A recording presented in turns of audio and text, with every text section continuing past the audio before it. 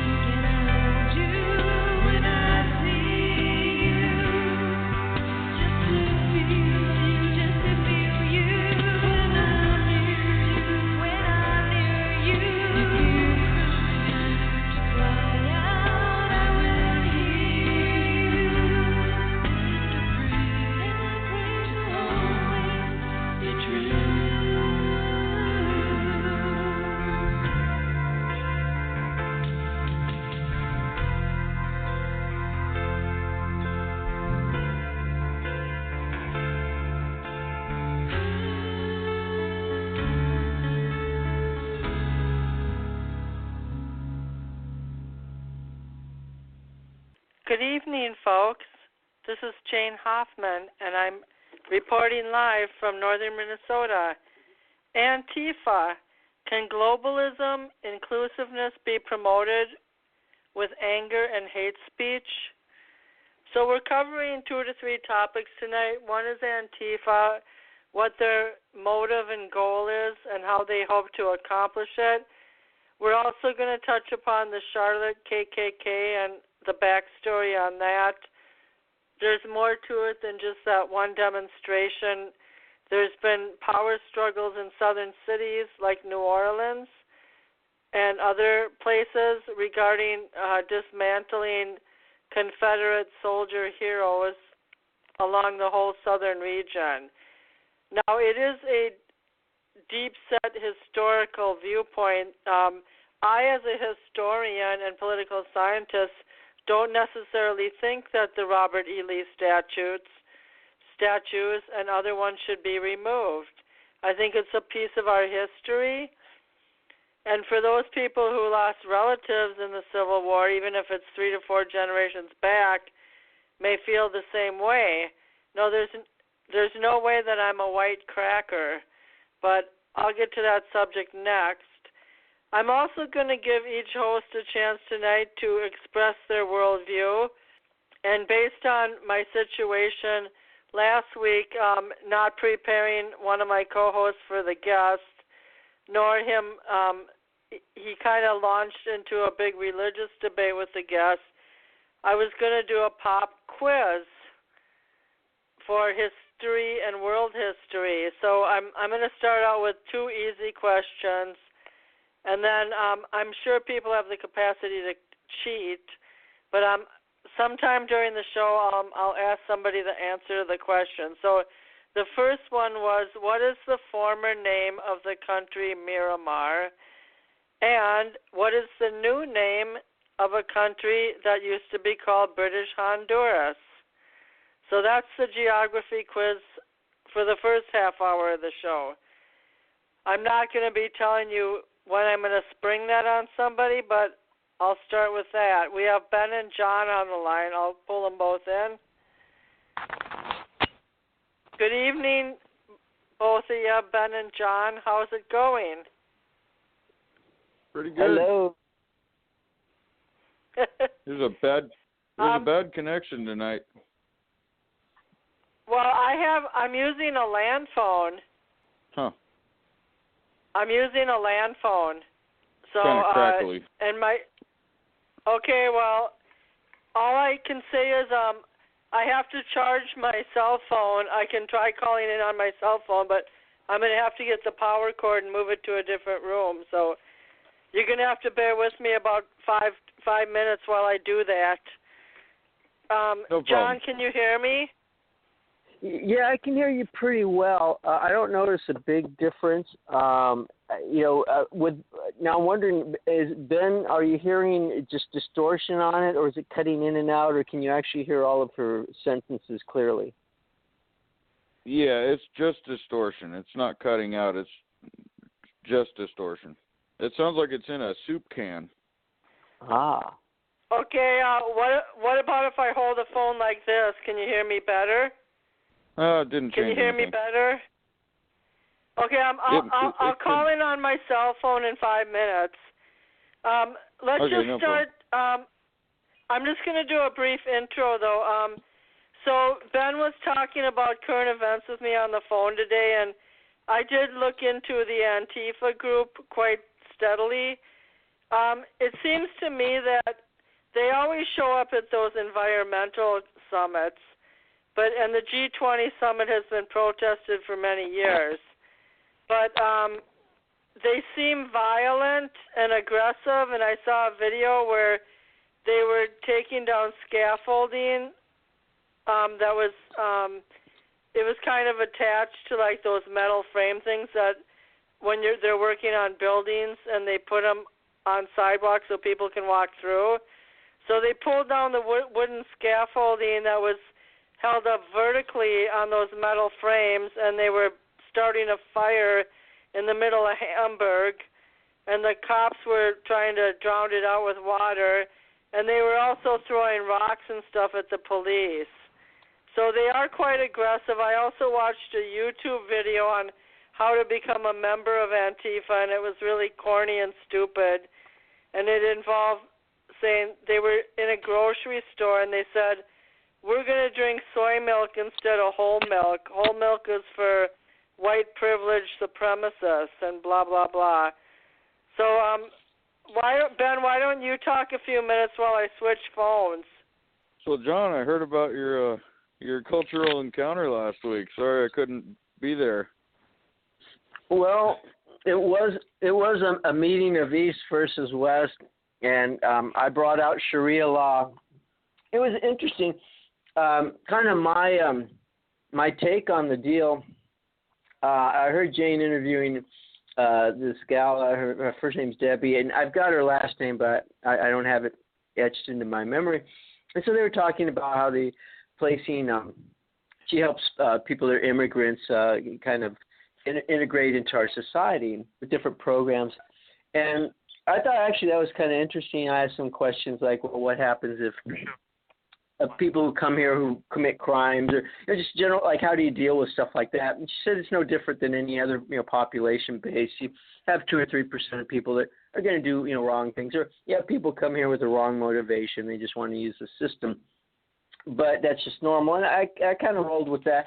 But then there was kind of a constant bringing up our administration's hateful, and we're anti-immigrants, and it just kept coming up as a theme.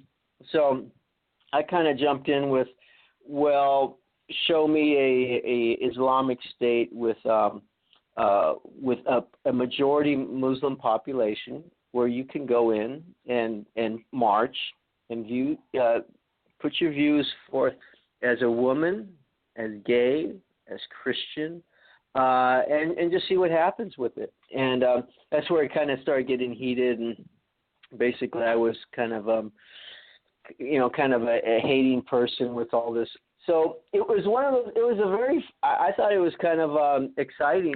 I think though, it kind of blindsided the guest, and she took offense to some of the things I said that, it's kind of typical of an American kind of trying to pigeonhole, someone that's an immigrant, or that is trying to help immigrants. And but I think it's kind of symptomatic of the whole situation. Basically, some people feel we're at war, and other people feel we're not. And I think until you come to an agreement of where we're at, it's a dog eat dog world. And so a lot of Christians. Well, can I cut in after you're done explaining? Oh no, definitely. No, if I can cut in right now, I think that's good, healthy. The thing is Ben, I don't really want to spend too much time on this topic because I've already advertised for Antifa. But basically, she was a lady. She has a PhD from Columbia. She was born in America. She's Yemenese descent, and her country is one of the 6 countries that recently that Trump won in the ban. But the reason I had her on the show is not because she was Islamic or I wanted to debate religion. It was because she was, after 9/11, she worked as an educator and a community facilitator, and she got groups of people together to try to understand differences in religions and perceptions. Now, Jon, I believe, missed the first 25 minutes of the show, so he missed the whole intro. But it would be like if I had Jon on the show and I was hosting him about his Christian ministry, and somebody called in and started questioning everything that was done since Constantine. So to me, I was just really, I'll be honest, I was embarrassed. And that's fine. I mean, I think that's what we're running into today. With this, it even deals with the subject that we're talking about tonight. Is there are people in the world, in this general population, where some people feel we have to make a statement, or we have to have action. We want to stop global warming, or we want to stop communism, or we want to stop, Muslims, or suppression of women's rights, abortion rights, whatever. And it's like, how do we attain our objectives? Some people say, well, just voice your opinion. Other people are, no, we need to get a little more radical. We need to take, we need to march. You're in my way. Let me smash some buildings. And other people are even more extreme. Let me get a gun out here. Let me enforce my point. Let me get your attention. And I think, what runs into is like, how are we going to voice our opinions? How are we going to be heard? And do people idly sit back and say nothing? Do they take force? And so that's kind of the environment. Do you shut that down? Do you have freedom of speech? And I think that's kind of the basic premise. Your basic premise is if our nation gets, if we have under 5% Muslims, they're not a threat. But if we have 5 to 10% Muslims in our country, they might start taking over and changing our culture. Now, I just wanted to point out one thing. most people don't have control over how they were raised, and I'd say I don't have the statistics, but of my Christian friends who were raised Christian, about 90% of them are still Christian. Some have become agnostic or non-organized religion. But I understand your point. It's just that I just didn't want to debate religion that night, and I had something more important to say, but that I forgot. Well, I guess here's a question, and that is, because a lot of this gets used, and that is, as far as in the talking points, people say, I was embarrassed, or this hurt me, or you're shaming me, you know, whether it's on Wade or whether it's on your political views. And so that's a cure-all. It's like, you offended me, so I can't talk anymore. That's the end of it. That's because you're offended. No. Well, I'm offended. But you see what I'm saying? It's like I felt embarrassed. It's like, embarrassed for what? It's like it's a talk show. We're discussing, you know, issues. I pulled it in a different direction, but I did because it was constantly being thrown out. Our immigration policies are wrong. We have a president who doesn't care, who's who's stereotyping us, who's doing this and that. And I'm like, okay, well, you're throwing that out there with no counterpoint. Like, don't voice that kind of statement. If don't say, this is the dark empire, and then expect someone to go, well, wait a second, I don't think this is the dark empire. And that's where I felt the issue was don't. No, that approach makes sense. But we were not on the topic of immigration initially. I'm only spending 7 more minutes on this topic because I didn't even bring up the introduction for the new topic yet. So go ahead, Ben. Okay, well, I can see it from both points of view. I can understand from your point of view, Jane, that this is your show, and when you invite a guest, it's like inviting a guest over into your home for dinner, and you want to be basically cordial. representative of your entire country to them, even in a respectful way. But from John's point of view, I understand also. I don't think anybody is off limits as a talking point. As far as the freedom of speech goes, there's people that get angry, but nobody's really off limits. I mean, you can talk about any kind of culture you want, and it's up to somebody from that culture or somebody that knows more than you do to prove if you're right or wrong. And I think we're getting away from true free speech when people get offended and actually limit somebody from speaking or not let them, not invite them or cancel their appointments. Well, I did let him talk freely. The show was 90 minutes to 2 hours. And even though she was probably upset by what he said, she answered all his questions with distinction, and she didn't cut him off, and she explained herself. And she was, after the show, I talked to both Don and Jon, and Don said that Jon is probably representative of 50% of Americans. The thing is, what embarrassed me is that she came on the show as an educated woman who is an American Islam. And she can't change her stripes in the middle of the show or start backing down that something illegitimate about her religion. That's what I was embarrassed about, is I felt like he was attacking her religion. What I wasn't embarrassed about is how he explained politely to me afterwards what his motive and purpose was, which is something that she may or may not have picked up on during the show. So when you say educated or a scholar, that says to me that this is a person that you can fire off any kind of question. They can take any question and they can handle it because they're educated. They don't just have an opinion. They're also educated. And so that's the perfect person to ask a question. Where it got really heated is basically she went into a default answer, and that is Islam is a peaceful, loving, kind religion. And I stated, well, as long as you agree with it, if you have an Islamic state with a Muslim-controlled population majority, that how could you promote women's rights, because she's a woman, and doing all these programs, how can she promote gay rights even Christian rights, because a Christian can't, like, and I said, just find me an example. Let's go to Iran. Let's book a plane flight. Let's go there, stand up and start speaking what you're talking about right now. You're only doing this in America because we give you this freedom. You go to these other countries, you can't. And that's where she started saying, well, no, the original Muhammad was peaceful and loving. And it's like, so he never had armies. They never went to Mecca and took it by force. They never had jihad. They never had Sharia law.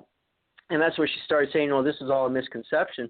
So that's where I was going as an expert. You're painting a different picture of the religion than what I understand. But I understand 98% of the people, Islamic, are peaceful, just like Christians. It's the 3% that are the soldiers or the politicians or the clerics that declare, who's going to fight and who's going to die.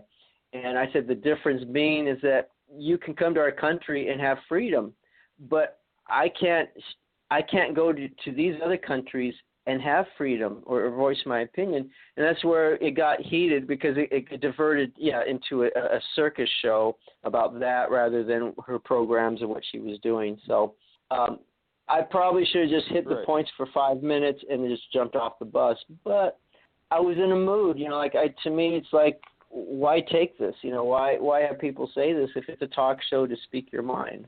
Right. And I don't know, so maybe Muslims in this country can call themselves or be referred to as minorities in this country, but in the world, Christians are actually a minority.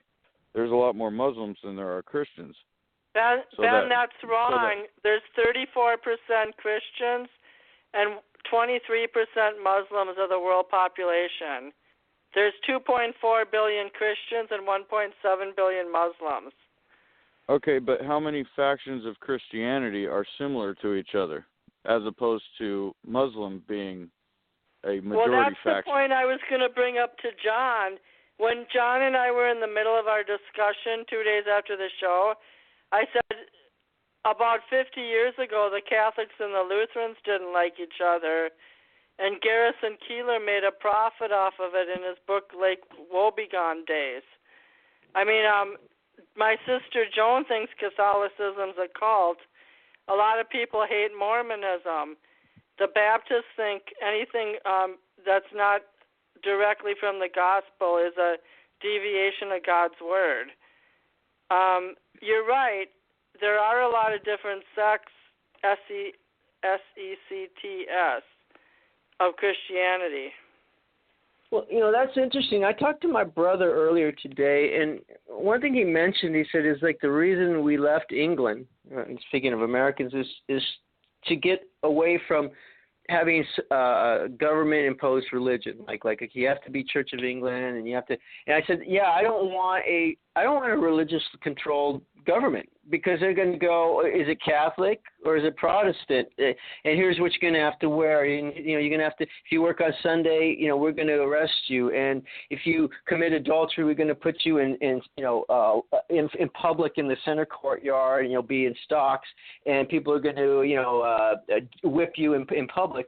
I don't want that. I want a secular government that allows me the freedom to practice my religion. I guess the problem what we run into that other maybe our kids will have to deal with is, how do you have a religious ideology of turn the other cheek, of being Christian, of forgiving, and other religions or groups, whether even communists, atheists, or whatever, they come in and they go, this, we can get it. We're allowed freedom to organize, to plan, and to basically take by force this group of people. And that's kind of the point I was talking to Jane, is as a male, I'm the target. When other country comes in, take out the men, take over the women and indoctrinate the kids. And you go, well, you're just being, paranoid. And well, look at communism. Look at China. Look at Russia. And look at Islam. The whole Middle East. That's what happens. They come into, we're infiltrated in our country because we don't have a philosophy of like, we're going to shut you down. It's like anyone can come in and you can organize your groups and make plans. And so that's the problem with freedoms. Do we suppress? Do we have our government monitor? What's the answer to that? Well, here's one thing. I'll let Ben go Ben, can you mind if I say something? Then you can go. The fact Sure. of the matter is, well, my boyfriend from Tajikistan said that they sent white Russians down from the Moscow area to mate with the Tajik Central Asian people when they were under Russian control, so that the children would turn out more white. It wasn't a religious thing, but let me throw this out. It was more of a nationalism thing, but let me throw this out to you guys.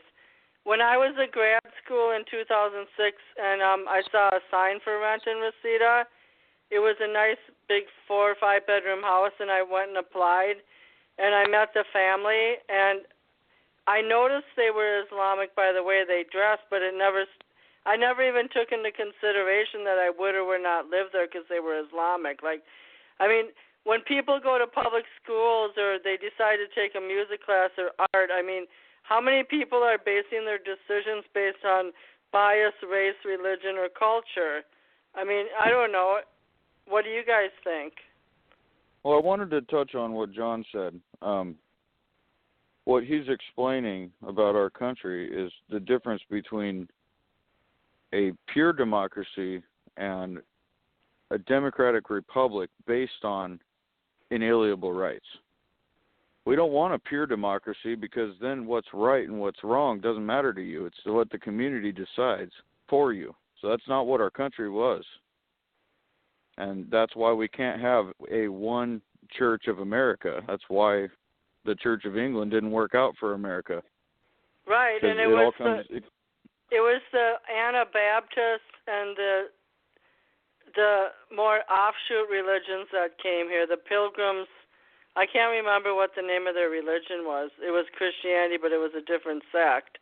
They were trying to get away from traditional forced religion.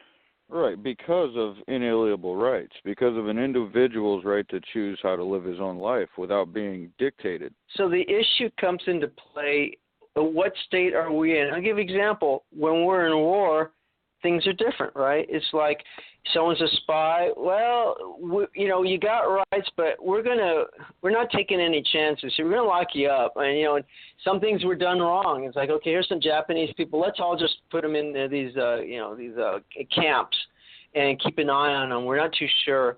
And a lot of things happen, well, I want the freedom to have clothes that I want. It's like, you know what? No more nylons or pantyhose. We're putting them into the parish. I'm sorry to pause you. I got to hang up and call back in. I'm getting 2 phone calls at once. I'll call right back. Okay.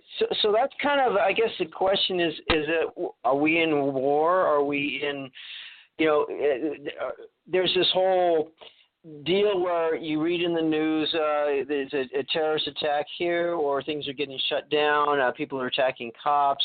It's kind of this almost like a mob mentality or anarchy kind of thing. It's subtle, but you're getting a country divided where everyone's marching and going, let's impeach the president, let's kill the president. And some people are going, yeah, I'm on board with that. And well, here's so I guess the deal, Jon. I was mortified today. By the way, Ben, you're back on the line in the queue. In Hamburg, Germany, which Ben prompted me to, the Antifas, see, they're proposing that any type of nationalism is wrong. They're for all of us being a global community. They don't want what they think are perceived as national dictators or people throwing their weight around like the top 5 countries determining what the world is. They want more individualism.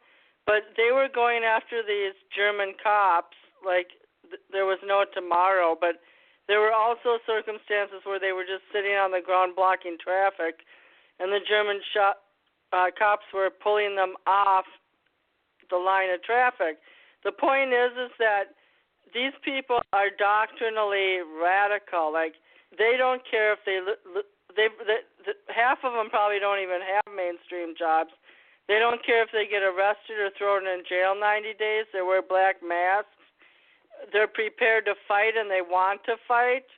And from what I saw on YouTube, they have trainings to fight, and they're more organized than the Occupy Wall Street people, and they're worldwide. And they would take down a government if they could. Ben, am I describing Right, it pretty for accurately? That's what I'm asking though. For what? What would they replace it with if they got their way? You see what happened in Germany. They just burned down the whole town because there was more of them than there was of police, and the police over there are a lot nicer than our police. I wouldn't go anywhere right, like here. they probably stood there and attempted and tossed water, but I guess that's the whole point, Ben, is John might even disagree with me, but I'm more mainstream than you think. I'm not going to conduct violence against people just because I can't get my way. I still think peaceful protest is effective. Maybe you won't get your way, but really acting out in violence is just a human being's way of saying that we can't.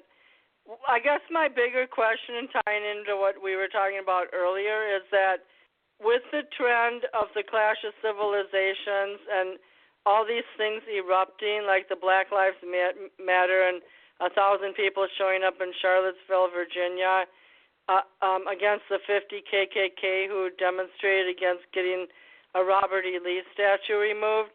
I mean, this is brutal clashes of ideological cleavage that are going to tear people apart physically. So who's going to win in the end, and why, and how? And I can see why people are territorial in some ways, including the southern white people who want their statues preserved. That's a ridiculous argument to tear down history is basically what they want. They want to rewrite the history book because they don't like it.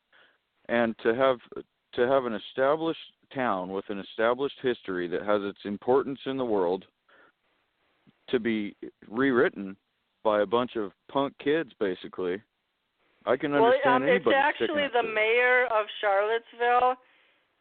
All these things that got torn down, they were approved by the city council. It wasn't the pressure from the young kids. The young kids just showed up at the KKK rally right before the statue turned down. So it's not even torn down yet, but the mayor of Charlottesville, there's several factors here. A New Orleans city council said that we want to rewrite history and rectify it to a brighter future. And then the Charlottesville mayor didn't want the KKK around. But in my opinion as a historian, one of the statues has been sitting there since 1884, so what does it matter? Like, why bring up this turbulence now and create more havoc? Because they're trying to destroy structure as it's known. They're doing that with the English language. They're doing that with identity, with gender, with who is allowed to be a minority, who is part of the oppression class. They're trying to defundamentalize everything that already has a foundation. So and it doesn't surprise me that I don't think it hurts to have because the Confederates were trying to, apart from slavery, a lot of the people served in the Confederate Army just because they wanted self-determination for their own type of life. It went beyond slavery. They just didn't want to be part of the Union, so that's how they felt on the time, and it's part of our history. You can't just block it all off. Right, you can't rewrite history. You can accept it. You can disagree with the way things are done, but history is there to show you what has been done, what's been tried, what's failed. So if you rewrite one of the Robert history, E. Lee statues is going in a cemetery with Confederate soldiers. That's where they're going to put it. Surprisingly, I'm 50-50 on it in the sense of, who put up the memorials and for what purpose? They wanted to remember their past. And I go, that's cool. But I also know we can choose our identity. Do I want to have pictures of my ex-wife and my parents everywhere? And every moment I'm thinking about them being dead or whatever. And I go, I have some things to remind me, but it's generally I'm living now. So I don't mind if the whole community or the town or the state, they all say, we want to change our focus. We want to move forward. We want new statues. We want a different thing. I mean, if everyone's cool with that, that's fine. That's kind of what happened, John. That's kind of what happened. 50-50. They have the right to do that if they want to, as long as they're all in agreement with it. But there are people that are traditionalists who want to preserve history, who want people to understand why. And I get their point. So I guess the main thing is like, what are we remembering? How does it help, the current culture? And to me, I'm more like, let it be. Just let it be what it is. But if the people really want that, and they just want to move forward, and because they feel guilty, maybe this will help them feel less guilty. Power to the people. But I'm more of a let it be person. Let me just read something quick from the New Orleans, because a lot of these happened on a municipal level. The New Orleans City Council declared the city's 4 Confederate monuments a public nuisance. On Friday, police cars circled the last one standing, the big statue of, well, it says imposing, but it's a huge statue on the top of a high, pointy building. The huge statue of General Robert E. Lee, a 16-foot-tall bronze figure mounted on a 60-foot pedestal in the center of Lee Circle near downtown. Live news trucks were parked on side streets, and the cameramen watched from the windows of nearby hotel rooms. The air was muggy and tense. 3 monuments already had come down in what represented a sharp cultural changing of the guard. First, it was the Liberty Place Monument, obelisk tucked on the back street near the French Quarter that commemorated the Reconstruction era. The white supremacists attacked on the city's integrated police force. Next, Confederate Davis, a bronze statue of the only president of the Confederacy, mounted in a working-class mid-city area of town, and the Confederate soldier General P.G.T. Beauregard mounted high on a horse in a roundabout to the city entrance. Statue supporters say that they represent an important part of the state's identity and culture, but in a city where 60% of residents are African American, many see the monuments as an offensive celebration of Confederacy. Okay, I'm trying to find the part of who approved it. So I don't know. In that city, they're not a minority; they're the majority. Right, the blacks. Right. So the majority is telling the minority that your history offends us, and that's also the history of the United States. And if that was your ancestor, you might be proud to see a statue made of your ancestor who risked his life, or died, or lost his life maybe. But I think there's more to it with the Antifa versus the Ku Klux Klan, and I don't know if they actually confronted each other, but I know there was some vandalism that happened, some old grave sites that were vandalized by Antifa, and they were proud of it. In so what maybe city? That got this. I'll have to go back and look. Well, in the state of New Jersey, they declared Antifa a terrorist organization. So one city No, did that. No, the state of New Jersey, not the city. Or the state, okay. I guess, one city had a candlelight vigil by the anti-statue people, but then there wasn't a lot of, fist fighting or anything. They just kind of confronted each other. But Antifa does come in to fight for other things. Well, I guess this is where our cultures are changing. For me, I'm kind of just let it be. And growing up in a church, we're taught more to just seek the kingdom of God. Don't worry about politics. Jesus wasn't trying to overthrow the Roman government. He had a spiritual kingdom, and things won't be right until God rules anyway. That's the only way there's going to be real peace and love, is that God's going to say, I'm in charge, everyone on your knees.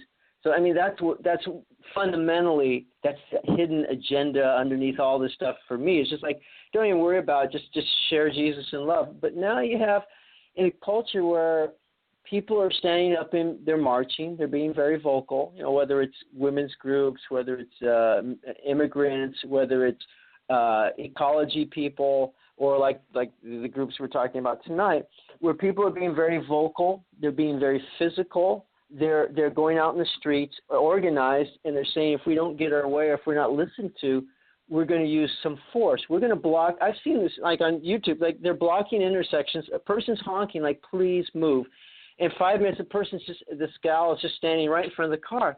The guy's going, just please move. So he starts inching his car like 5 inches at a time. And this gal's going, he's running me over. Oh, he's attacking me. So it's like, he just wants to go. You're blocking his path. He has the freedom to go to where he wants. You're not a oppressive government. And then finally, after about 10 minutes of this, finally the guy just kind of starts to accelerate, and she falls to the side, and she's screaming, get the paramedic. He ran her over. It's like, really? Really? Like, who's attacking who? So I kind of feel as a Christian, looking at history, I'm kind of shifting a little bit where it's like, if you're going to get in the streets and march and protest and be physical, I don't mind if I or some of my friends, maybe I won't do it, if they march and they get a little physical and use their freedom of expression, because the alpha dog here is going to eventually dominate. And before I thought, well, maybe God will take care of everything. It's like, no, that's why we have crusades. That's why we have, both sides, communism. And it's like, it's not for me. I'm okay. I'm ready to die for what I believe. But kids will be raised, families will be raised with these values of whatever the government or these groups promote, if they're alpha dog and if they dominate. So my thinking has shifted on this. Well, there seems to be more political in Europe. The Antifa group in Europe, or groups over there, seem to be, well, more structured, more dark. They have they walk around with Nazi signs crossed out, but they also have T-shirts and signs that say "Burn Israel," and so they seem to be more globally focused. Terrible.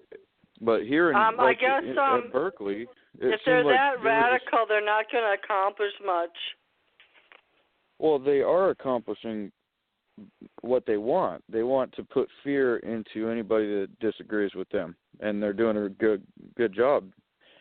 And historically, if you look at Nazi Germany or other countries, at a certain point, if physical force, if there's a group of people growing and it starts becoming a majority, you have to meet force with force.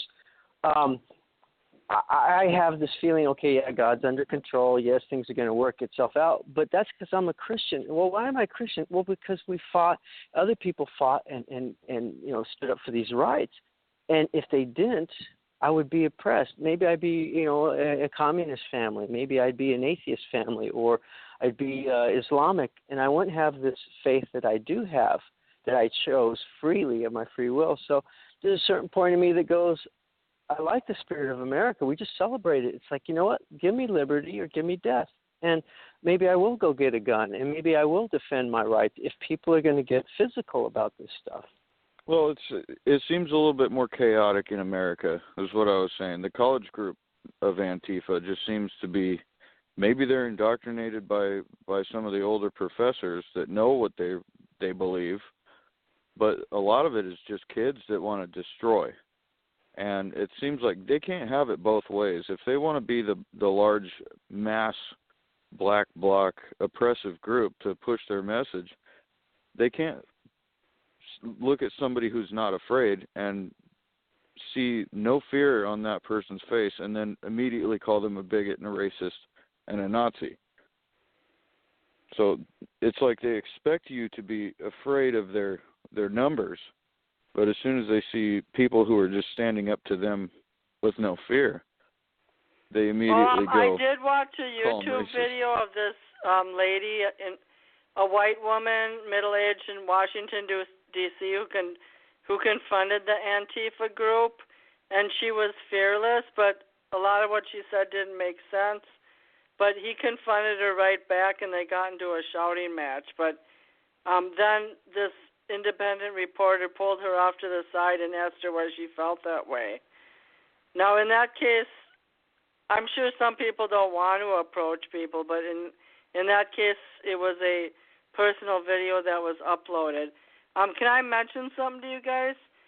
Remember Sure. when Dylan Roof killed those parishioners in the church in South Carolina? That was kind of the beginning of the anti-Confederate movement. Mayor Mitch Landrieu broached the city council and had South Carolina try to remove the Confederate flag from the South Carolinian state capitol. And then it was a lot of city councils and stuff and task committees that started approaching this idea of removal. So it didn't come from protesters. It came from municipal organizations. So I just wanted to clear that up. Right, and there's thousands of examples across the country of left versus right, and left being in power. Over the I last, think it's promulgated by what's been going on, like the death of Alton Sterling in New Orleans and Dylan Roof shooting of all those black people in the church, including one legislator. Yes, John? It's kind of a political correct situation, though. Everyone wants everything to not offend anyone, and it's that void that has kind of created Trump, and not just Trump, but people of that ideology. In other words, he'll do something, and people go, "Wasn't that gross? Wasn't that offensive?" And half the stuff he does, I go, "You're right," but half the country likes watching, UFC or WWE Raw. They like sports, where it's physical. They're in the octagon. They're in the cage. People like a fight, and some people are sitting there going, "Finally, let's rumble, or let's just say what you think. Let's stop playing games." I'm tired of getting punched at every day at work and in the news and on social media. It's like someone's going to, stick up for what I believe and roughhouse. So I think that's where a lot of this comes. Is like it's a void that's being filled, and maybe the next wave will be. But the problem with the void, John, is it involves people accusing everybody of fake news. No more respect for the public media. What Ben and I talked about earlier today, sponsored ads, and about a fourth of all newspapers now are being hijacked by sponsored advertising, where paid customers are promoting their own articles and their own beliefs, and the average customer is not going to know the difference if they're not smart enough. They're just going to read an article and take it verbatim without challenging who wrote it or what source, or if it was a business or a reporter. By the way, Don just called in. I think he had been napping most of the day, but what do you guys think about this vitriol about fake news this and fake news that, and Donald Trump's one of the promulgators of accusing everybody of it? Well, you have to. That's what I think about it. You've seen with CNN, they got a runaway Russia story that was found out to be complete BS, and Trump was the one saying it was BS. So don't you think we should be questioning the news that is called out as? Well, there was just an article today about how Donald Trump Jr. met with a Russian person in June of 2016 who promised that she had dirt on Hillary. And eventually, what happened was that she was trying to promote her orphanage and children in orphanages, and she used the Trump family to try to get her agenda set. So right, but that has nothing to do with the CNN narrative that our election was hacked. That has nothing to do with the whole narrative. How do you know there's no truth to it? Because it was found out that Comey was the one that released the memos. There was no intel source that CNN was talking about. It was Comey that released the information. He said so. But didn't he get that information from professional computer experts in America? Well, I think he's already been compromised. So what do you believe out of his statement? Half of the stuff he couldn't answer. Well, I do believe that CNN is. I've noticed in the last, even before Trump got elected, like one of my friends said, they beat stories to death. They start with a narrative and then they just continue it, and they spend a lot of time on what Trump might be doing or what he says or how he reacts to things when they don't really cover actual news. like if there's a shortage of malaria nets in West Africa. I mean, they spend a lot of time on possibilities and not actualities. Right, it's a style. Like, how did he shake people's hands? Did someone smile at him? It's like, what about just how do we stop North Korea? How do we deal with ISIS? How do we get jobs? And what about, global warming? How are we going to have a safe eco-environment and still have people being able to work a job? There's all kinds of stuff like that, but they focus instead on every little thing he says and how he combs his hair and what and then Melania... they have all the talking heads on there for 30 minutes at a time, and nothing really gets solved. And by the way, Don, the linchpin for the anti-KKK is on the phone. What's up, Don? Hi there, everybody. So far, we've covered Antifa, the anti-fascists who rocked Hamburg, and we also covered the KKK protests in Charlottesville and other places where they're dismantling statues. Right, and that's all. That's all well and good. The symbolism of America needs to be restructured. I know that. So, do you think that Confederate statues should be taken down, knowing that they existed since time began? With that said, Don, can I ask you a question about history? Do you think that the history of the Civil War and all the people responsible on the Confederate side should be stricken from the history books also? No. That's the history of America is the history of America. Our problem is that the symbolism is for quote-unquote good deeds. America was a good deed. But you don't have to put a statue up for them. You don't have to name a street after them. You don't have to name parks and recreational areas after them. There's nothing wrong with maintaining their names in history books. The history of America is so bastardized that we don't even know what our history is anymore. But we don't need to teach everybody coming into the country or everybody who's been here and has been oppressed the continuation of bad. There are two things. There's those who kill and those who create and love. And so we don't need to honor and exemplify those who kill. That's what we do.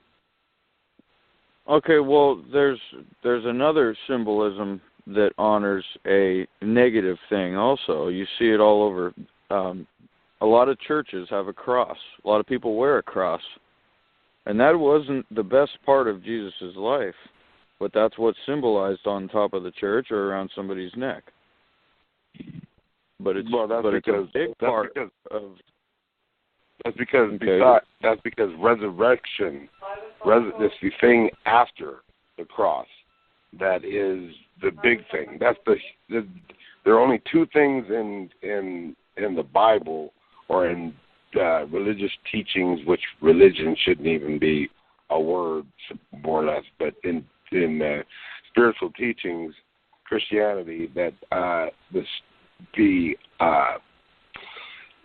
symbol of the cross is resurrection, and baptism, which is rebirth, renewal, rebirth of the human in a cognitive state, understanding who he believes in for the rest of his life, what he believes in for the rest of his life. Those are the two main things. Those are the two main things that come out of the Bible. Nothing else really matters except for the start of original sin, and and we haven't gotten to Revelations yet, which is the only thing in the Bible besides Genesis. There should only be two books in the Bible. All the rest of the Bible is more or less superfluous, or it's redundant. Everything else... That's not necessarily true, because all the letters of the new church after the four Gospels are very crucial. Whatever. It's still okay. By the way, you guys, you're going to run into Revelation. Did you guys hear about that guy on disability who ran over a huge granite statue of the Ten Commandments placed by private individuals on public land in Arkansas? So it had to do with resurrection, right? Well, I want to tell you something funny, okay? Because first of all, my cell phone is not working at all, so I hope you guys can hear me on the land phone. A group of rich individuals spent a long time building a huge, thick granite Ten Commandments to put at the state capitol in Arkansas. Then a guy on disability plowed it all down with his truck. But somebody said that it's a good thing the Ten Commandments didn't stay up there because all the lawyers who work every day in the courts building couldn't stand seeing thou shalt not commit adultery, thou shalt not lie, or thou shalt not steal. That's because most of the lawyers do it. Most of the lawyers nowadays don't recognize the Ten Commandments or the amendments, the Bill of Rights. It seems like that's out the window in any court case nowadays. You can't even bring a constitution and read it. The Bill of Rights is the foundation of human rights. Right, but it doesn't seem to matter when the court case is important. It doesn't seem to matter which amendment is being broken of yours. And that's the whole problem. Change. That's the problem with the whole system, is that when the Constitution was created and all the various laws coming from it, it's coming full circle that you can't really go by the Constitution because of all the changes that have been. No, you can't. Or you can. Well, if you guys took a class on the Federalist Papers, you can. Everything is based on exchanging natural rights for civil rights. Then why are the lawyers in the courts and the politicians completely changing the Constitution and get back to the law schools that they all come from and ask how they were educated and what the bar actually represents. Well, I mean, when you talk about equality, that means that you're supposed to have equality in schools, and that life, liberty, and the pursuit of happiness. You're supposed to, that's the main thing, and all these laws are not allowing us to live happily and pursue our happiness. That's true. Yeah, that's true. Did you guys hear how a former Guantanamo detainee won $10 million in a Canadian court? Now, that was a breach. A Canadian man who spent 10 years in Guantanamo Bay after fighting U.S. troops in Afghanistan is getting more than $10 million and an apology from the Canadian government. Omar Kadar, 30, sued the Canadian government for its violating international law by not protecting him as a citizen and conspiring with U.S. captors who says abused him. So a person who fought on the side against the U.S. won $10 million, and the Canadians were pissed because none of the people who got injured, none of the Canadians helping the U.S. who got injured during that time got any compensation. All right, I think we should start looking at building a wall on the northern border too.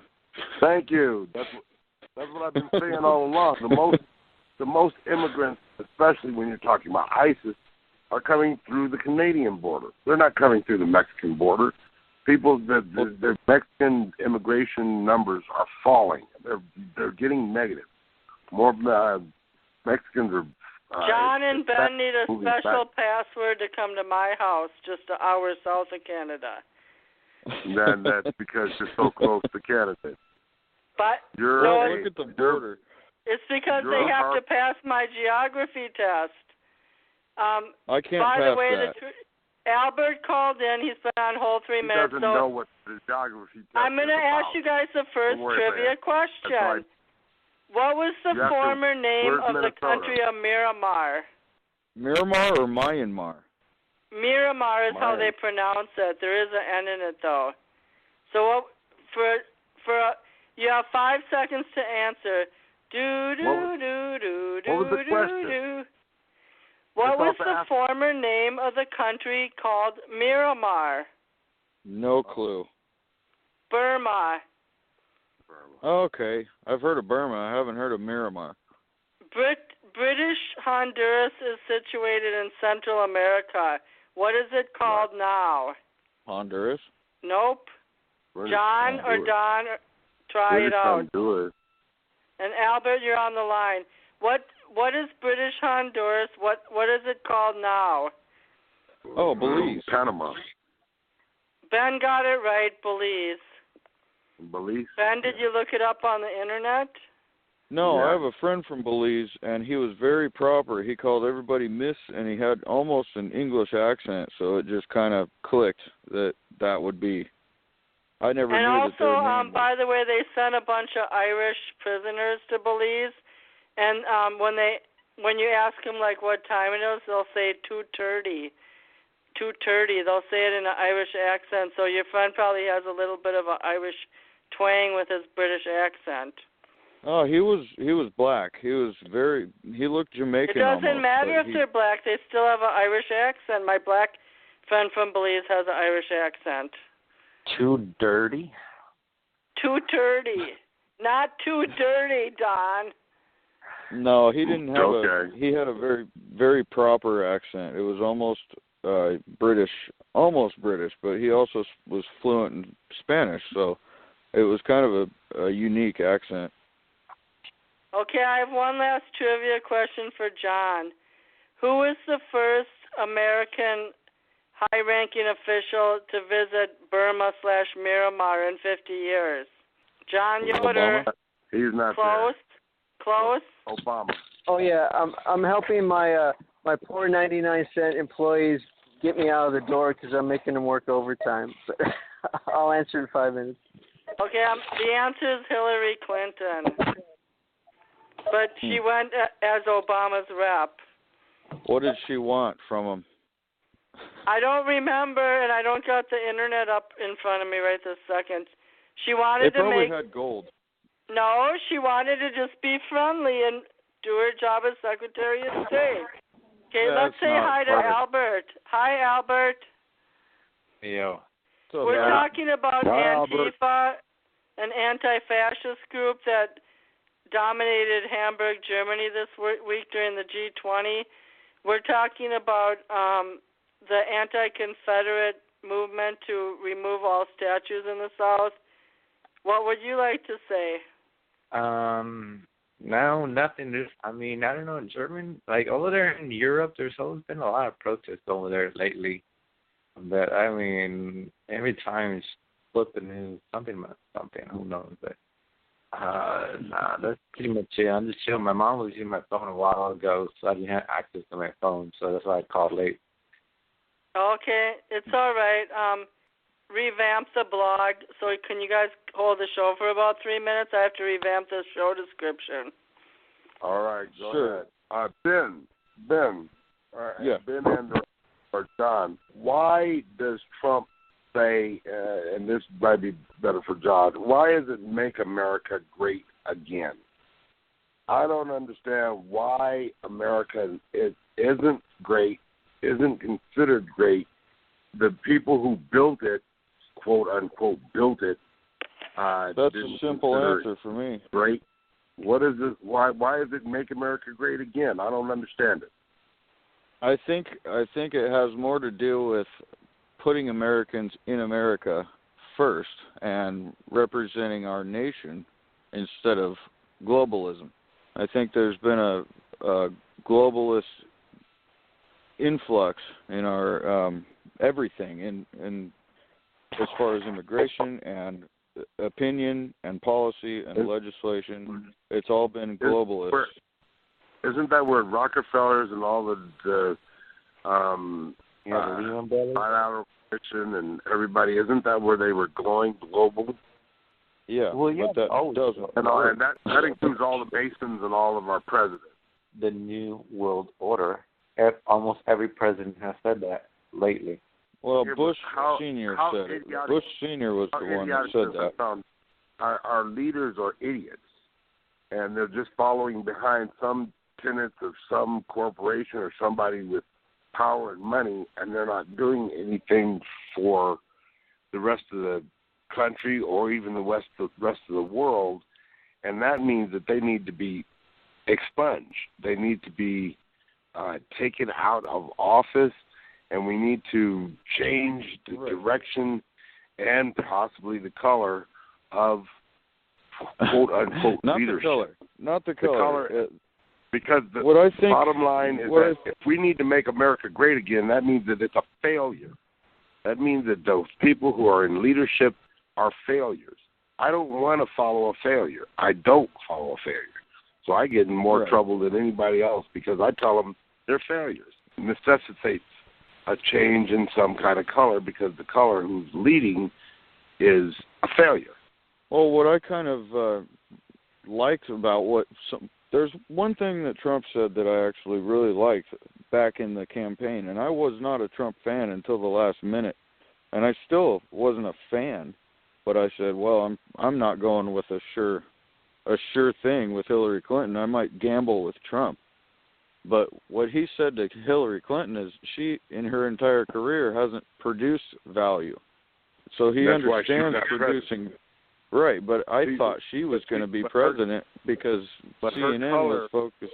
Her color, her policies, her husband's policies put more minorities in prison than any time in American history. So that's why she's not president, because she didn't get the support of anybody of color. She got the support of a lot of people who were millennials, and she lost the Bernie backers, and she blew it. She's not qualified. She's, again, old and demented, just like Trump is. These people are crazy. They're inbred. They're inbreds. Their genealogy is broken. I think Obama was demented when he said she was the most qualified candidate to ever run for president. I knew he was lying through his teeth when he said that. He did, but he didn't say that. He said he's the hardest working. He said most qualified. He went on tour to my state in Air Force One and said that. And that includes Thomas Jefferson, Abraham Lincoln, all of our best presidents. He said that she was more qualified than George Washington. But if you remember the whole progression of the campaign, he was not immediately on her bandwagon. He had to be cajoled to join her campaign. That means that he understood the negative dynamic of the Clintons, which is, they aren't for anybody but the Clintons. And that's the same thing with the Trumps. They aren't for anybody but the Trump. You saw where Bernie is officially declaring his presidency candidacy in 20. So we're going to be looking at another Bernie situation, which could turn out a whole lot different than it did before. But, Bernie had to keep his mouth shut for a couple of months. That's a bad idea. I think that's a bad idea. I mean, I don't think he'll win. I'm just wondering why everybody keeps following behind this leadership, because, and I'm talking about decades and generations of leadership, because they're taking us off the wrong path. If we've got a president who has convinced everybody that we need to make America great again, I think that is completely a degradation of our past leadership and the leaders who are in there right now. We need to change this, or else we will continue to spiral downward to where we're not even equal to, the Virgin Islands. Well, that's the whole point of an election. The problem is we're split just about 50-50 on who to pick. We can't agree on one person, ever. There's never going to be the right person. There's always going to be half the population pissed off for 4 or 8 years. That's how it works. Well, we had something's going to break eventually. There's going to be an Obama presidency that Obama in both terms reached 53, 58%. Yeah, that's BS well poll. over half. That's well, his approval rating poll numbers were ridiculous. I could not listen to those. What do you mean? The poll collectors, if you look at how the poll was done, is completely bogus. It doesn't represent my opinion or anybody I know. It doesn't represent... More fake news, fake polls now? Yeah, exactly. It doesn't mean it's fake. It could be 100% truth, but it doesn't represent the entire population. It never was designed to. They might call 1,000 people and say 900 of them support Obama, but that's only 1,000 out of 300 million. It's the they 3%. only take a sample, and by the way, John, you're on mute till you reduce your background noise. The fact of the matter is that it was kind of like a sabotage of a sort, like when Jesse Ventura won against Hubert Humphrey's son, the wrestler. They didn't poll properly, and they didn't take into account all the rebellious farmers that were going to go against the establishment. So there were a lot of dark horse voters who went for Trump that kind of stayed out of the mainstream polling. But they're using these nonsense polls to try and shift the election before it happens. They're not trying to do it to predict, to be the most accurate. They're trying to do it to sway people. I don't really believe that. No, well, why right. do you think they were so wrong this last election? They were so wrong, but nobody cared afterwards. I mean, they knew the polls were wrong. Well, if you would have seen the poker faces of the CNN people the night of the election, they had no idea Trump was going to win.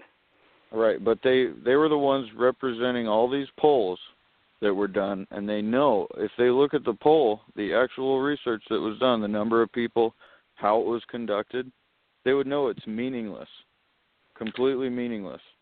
Wow, the electoral college is garbage. That's how I'm always for the popular vote. The thing is that I hate to say it, but it was like a Ralph Nader jinx too, that Bernie Sanders stole a lot of votes from Hillary. Stole? I think she stole. She's been doing that her whole career. Well, in California, you can't vote as an independent. You have to pick either the Democrat or Republican Party, and then you have to defer your vote. So Bernie Sanders lost a lot of votes in California because the way the California political registration was on the day of the primaries. Yeah, and there was the same way here. Movement, so there were like 1,000 people, a couple 100,000 people that will sign that in the petition on the website from Bernie or bust. And so if Bernie didn't win, then we're going to vote for Hillary. So they were busting out basically. And then of course, the Libertarians were doing better than the Green parties, and the Libertarians are usually the ones that steal the votes from the Republicans. And the Green Party are the ones that steal votes from Democrats, But it didn't matter anyways. The electoral college always fails for some reason. Even though more people voted for Hillary, Donald Trump still won, You're right. My You're ultimate totally right question is are we going to be, we're never going to be better off, because people who aren't satisfied with everyday life are going to find something else to fight for. They don't remember what it was like during the Depression, where there was no soap or butter or coffee. Until they get to that point of desperation, they won't be thankful. Well, we're still living in the Depression. We're still living in slavery. Black people are still slaves. 1 out of 3 black people go to jail, and then they have to work in private prisons. So enslavement is still happening, just in a different form. Everything else is basically still happening, but in a different form. It's just the new wave of technology and way of doing things. Well, I could solve all that problems for you. I propose that basically we go back to 1776 And anything that your relatives or your forefathers did, any crime, maybe killed someone, they stole, whatever, you're responsible for. Take all white people who have jobs and of high position and remove them and give those jobs to blacks and minorities. Have all women in charge of all hard labor and military and work, and men will only stay home and raise children. And I think this will even up every injustice. Everything will be just the way it's supposed to be. Is anyone on board? There's only one problem. My relatives didn't get here till 1902. Right, and your relatives would be excluded. And John, you're a minority, so are you trying to say you're going to get rid of the white man so you can get a better job? Better deal. A $300,000 job, yes, John would jump at it in a heartbeat. In a heartbeat. I don't buy the whole minority. Throw the white man in jail. I don't buy the minority argument. Go ahead, anymore. Albert. I do, because the minorities are the ones who built everything, and the white man stole most everything, except for the computer. They maximized it. They didn't steal everything. Oh, you know what? Okay, they stole John. The cotton, they stole the telegraph. Can we get back on a more rational debate? They stole all our stuff. Before I put you guys in my jihad prison? I wanted to say something. I don't believe the minority argument. I disagree with the word minority being used so flippantly, because the more you break down an individual, the more of a minority anyone can be. So just because you're of a certain race doesn't mean that you're a minority. You could have more in common with more people than you think. But calling somebody a minority... half of the blacks in the South have a quarter Indian in them.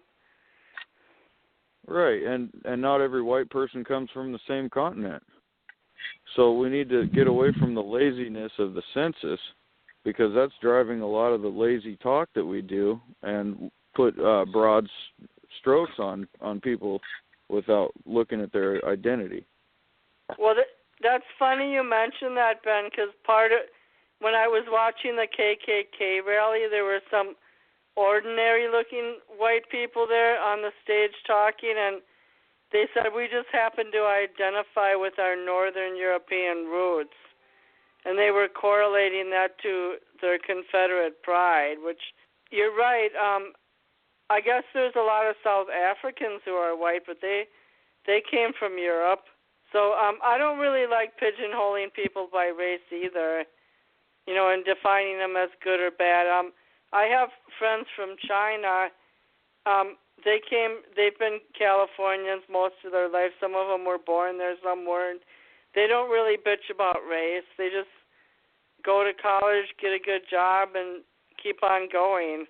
Well, and as far as theft goes, Don, since I have to comment on what you said.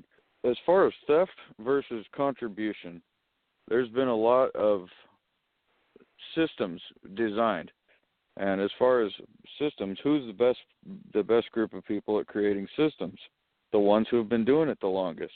And that's also the same with people who invent things. Those are the people who started. Those are the people who discovered the world, and that would be right. Discovered. But it doesn't just come from stumbling across the world. It's actually actively building a boat and learning how to sail, and then landing somewhere, maybe by accident. But it's getting out there. It's finding things. It's creating new tools like the train, the railway. All the machinery, the medicine. But John didn't know last week that it was the Muslims that created geometry and abacus beads. No, it wasn't all done by Africans, Don. No, okay. The Africans created the geometry. Egypt. No, they didn't. It was the Islamics in Iraq who created abacus beads and the geometric system. Right, and that is right next to Africa. I mean, you can't distinguish those. Iraq is not right next to Africa. And they also evolved, the geometric system evolved in Spain alongside the Sephardic Jews, and in the city of Alexandria, which is in Egypt, which is in Africa. So well, who killed slavery? They went to India. They went to Turkey. They went to, we were the blacks. The Africans were the leaders of Turkey, the Ottoman Empire. They were leaders of Nepal. Going into the Nepalese mountains. We're talking about traversing probably the Russian Isles through Alaska into the North America and there the Indians. I mean, this is all stuff that they did mostly on a peaceful basis, and then we come with the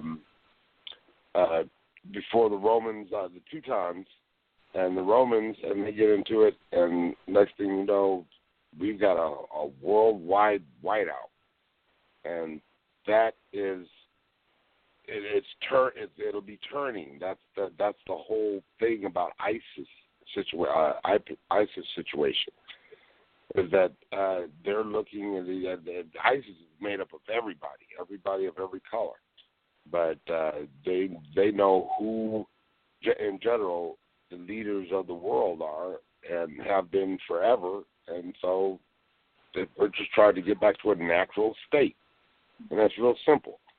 Really, you're saying that ISIS is just a peaceful ideology that they're just trying to get back to a natural state?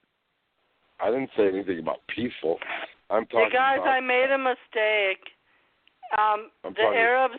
The Arabs and the Islam invented algebra in 825 AD in Baghdad.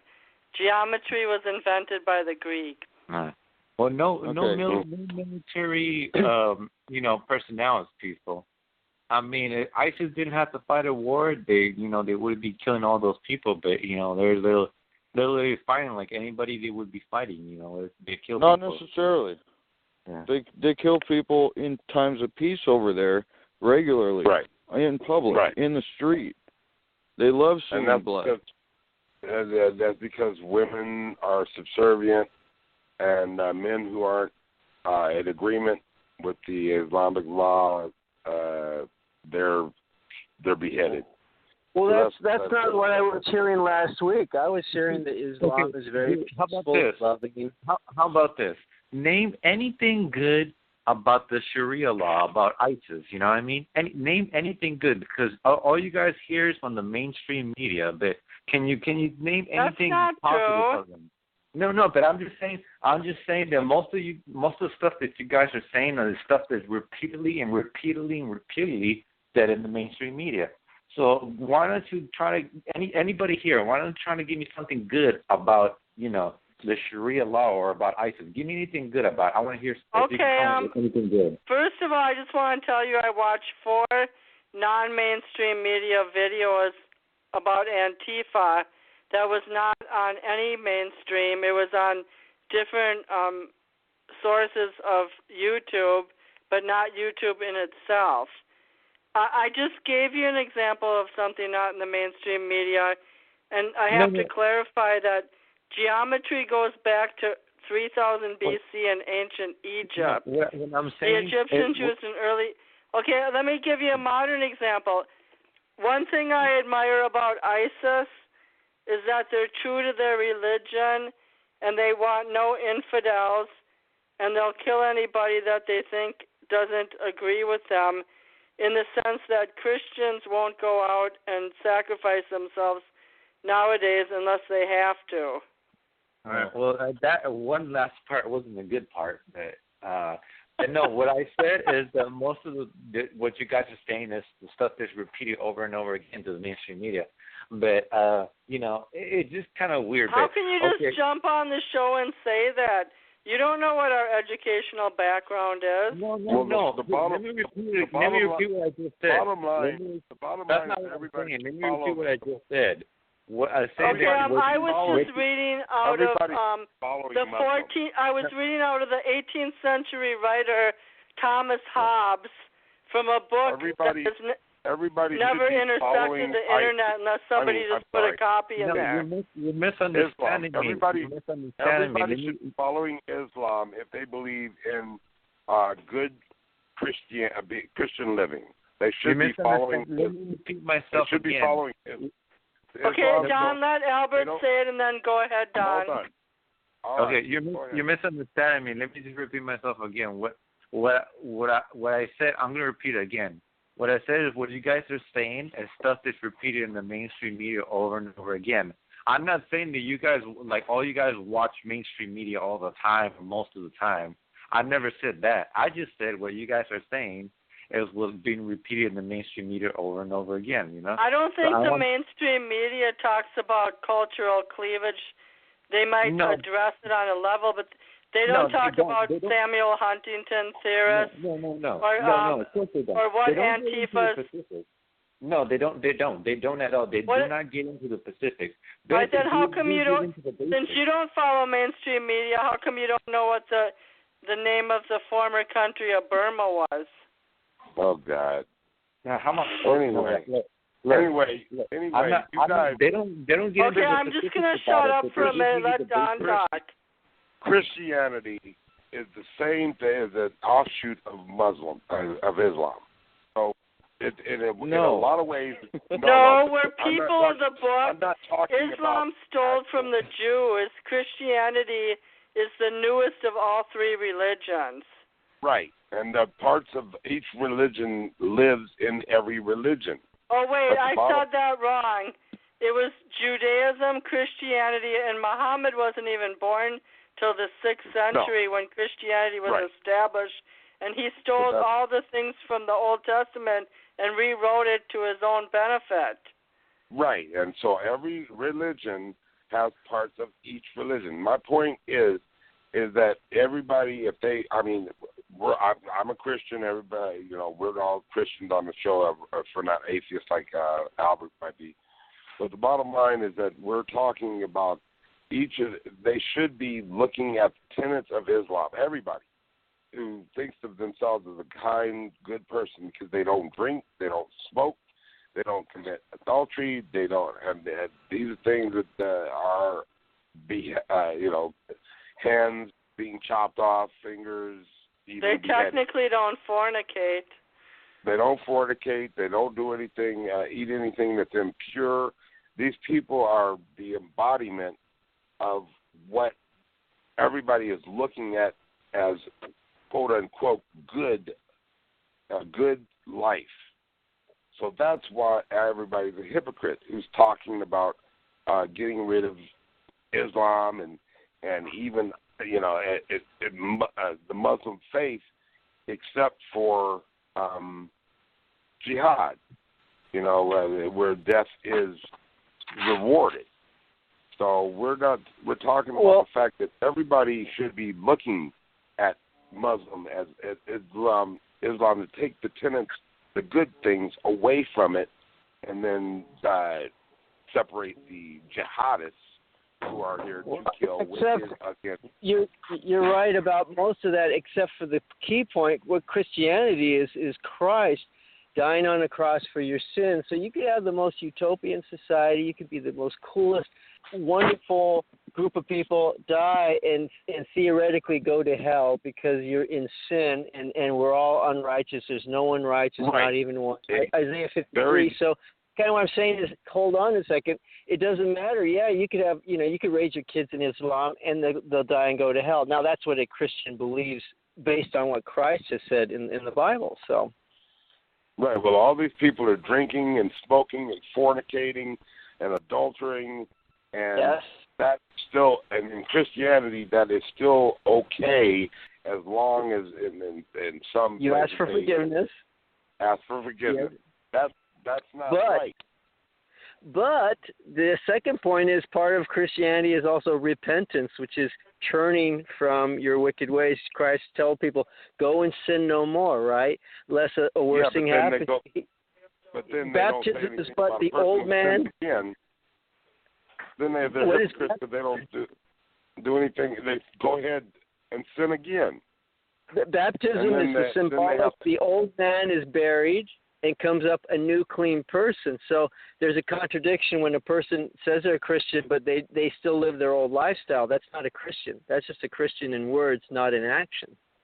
Well, my point is that the everybody should be looking at Islam as a saving grace instead of being mad at them, and they're just trying to save themselves from the people who have come in the past and just completely destroyed their town, their country, their city. I disagree, Don.